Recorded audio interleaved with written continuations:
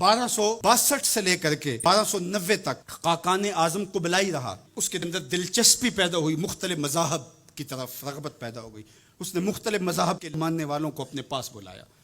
غلام مرتضیٰ میکش نے یہ تاریخ اسلام میں سارا واقعہ لکھا ہے، اور اس نے بدھ مت کے لاماؤں کو، ہندوؤں کے بڑوں کو، جوگیوں کو، پادریوں کو، سب کو بلا کے کہا مجھے اپنے اپنے مذہب کے حوالے سے کچھ بتاؤ. تو جو عالم دین گیا مسلمانوں کی طرف سے، اس نے جہاد کی آیتیں پڑھی جس میں کفار کو قتل کرنے کا حکم نامہ تھا. تو قبلائی خان نے کہا کہ تمہارا دین کافروں کو قتل کرنے کی تلقین کرتا ہے؟ اس نے کہا ہاں. تو کہا پھر آپ ہمیں قتل کیوں نہیں کرتے؟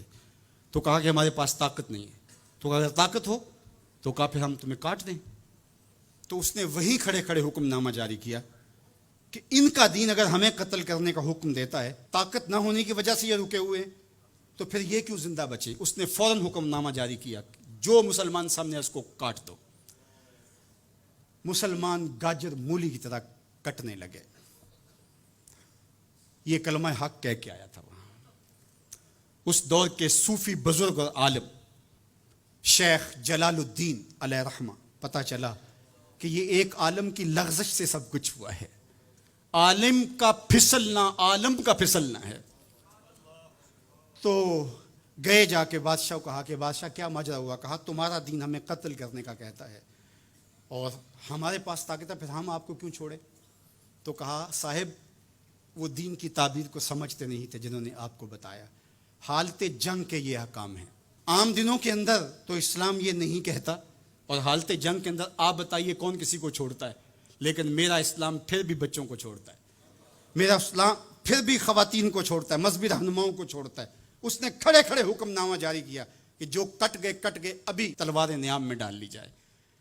تو صاحب جب تک عدل نہیں ہوگا، جب تک آپ یک سیر علم را دامن عقل باید، ایک سیر علم کے لیے 10 من عقل چاہیے.